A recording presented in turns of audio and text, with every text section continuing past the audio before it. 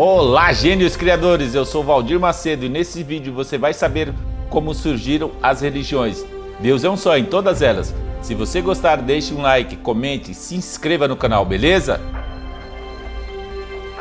O cristianismo é a maior religião do mundo em números de fiéis, mas essa crença possui muitas subdivisões. Saiba que houve uma época que essas divisões, que hoje são bem visíveis, foram bem menores. A maioria das religiões nasceram da insatisfação humana, nasceram da nossa rebeldia particular na tentativa de adaptar a Bíblia à nossa vontade e não à nossa verdade bíblica.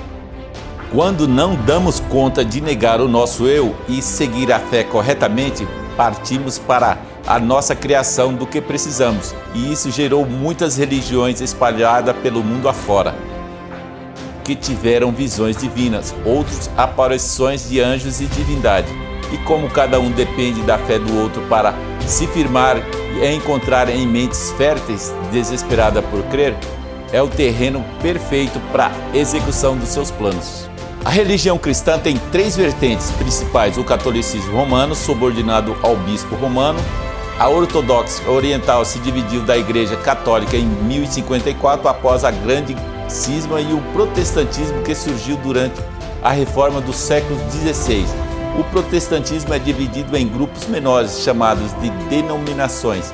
Em outras palavras, dentro do cristianismo existem 360 mil religiões diferentes. De acordo com o The World Factbook, elaborado pela CIA com dados de 2012, os sistemas religiosos e espirituais com maior número de adeptos em relação à população mundial são o cristianismo com 28%, o islamismo com 22%, o hinduísmo 15%, o budismo 8,5%. 14,5% não responderam. Mas por que todas as Bíblias não possuem a mesma quantidade de capítulos e versículos? O exemplo mais clássico para responder essa pergunta é a diferença entre a Bíblia evangélica e a Bíblia católica. A Bíblia católica possui uma quantidade maior de livros que a Bíblia evangélica. Então, naturalmente, a Bíblia católica possui mais capítulos e versículos que a Bíblia evangélica. O mesmo também acontece com a Bíblia ortodoxa.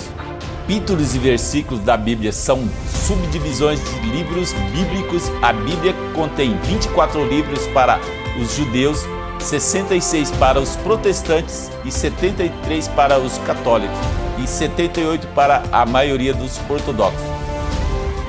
A Bíblia tem 1.189 capítulos, mais de 31.100 versículos, 3.566.480 letras, distribuída entre 66 livros. O Antigo Testamento tem 929 capítulos e 39 livros. O Novo Testamento tem 260 capítulos e 27 livros. O capítulo mais longo da Bíblia é o Salmo 119, com 176 versículos. E o capítulo mais curto é o Salmo 117, com apenas 2 versículos.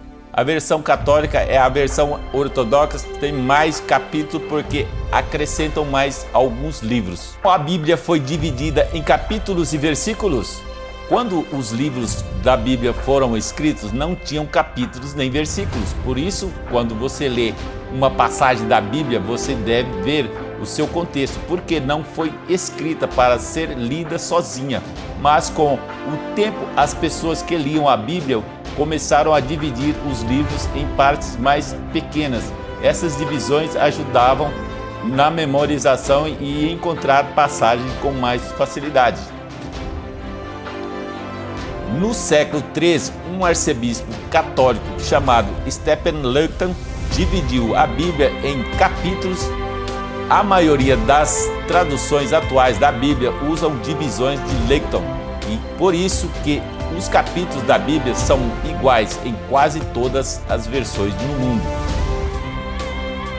Mas até mesmo entre as traduções da Bíblia Sagrada da mesma tradição, ocorre no número de versículos. Uma da tradução da Bíblia protestante pode ter mais versículos que outra tradução, mas isso não significa que há texto faltando. entre uma ou outra, mas simplesmente que o texto foi acomodado de uma forma diferente, resultando numa quantidade maior de versículos. A Igreja Católica considera como oficiais 73 livros bíblicos, 46 do Antigo Testamento e 27 do Novo, sendo 7 livros a mais no Antigo Testamento do que as demais religiões cristãs, e pelos judaísmos já é a Bíblia usada pela Igreja Ortodoxa. A Igreja Católica considera como oficiais 76 livros bíblicos, 46 do Antigo Testamento e 27 do Novo, sendo 7 livros a mais no Antigo Testamento do que das demais religiões cristãs e pelo judaísmo. Já a Bíblia usada pela Igreja Ortodoxa contém 78 livros, 5 a mais que a católica e 12 a mais que a protestante. Os evangelhos canônicos representando a ressurreição de Jesus, os evangelhos de Mateus, Marcos, Lucas, João, são chamados de evangelhos canônicos por serem os únicos que o cristianismo primitivo admitiu como legítimos e hoje integram o Novo Testamento da Bíblia, sendo também os únicos aceitos pelos grupos que sucederam as igrejas cristãs. Estes 4 evangelhos, como tem sido inspirado e fazendo a parte do cânon das igrejas cristãs, católicas, ortodoxas e protestantes, tem na Bíblia, incluindo os evangelhos à base da fé da sua prática. O evangelho de Mateus foi escrito para convencer os judeus de que Jesus era mesmo o Messias que estava por vir, por isso enfatiza o Antigo Testamento e as profecias a respeito do ungido.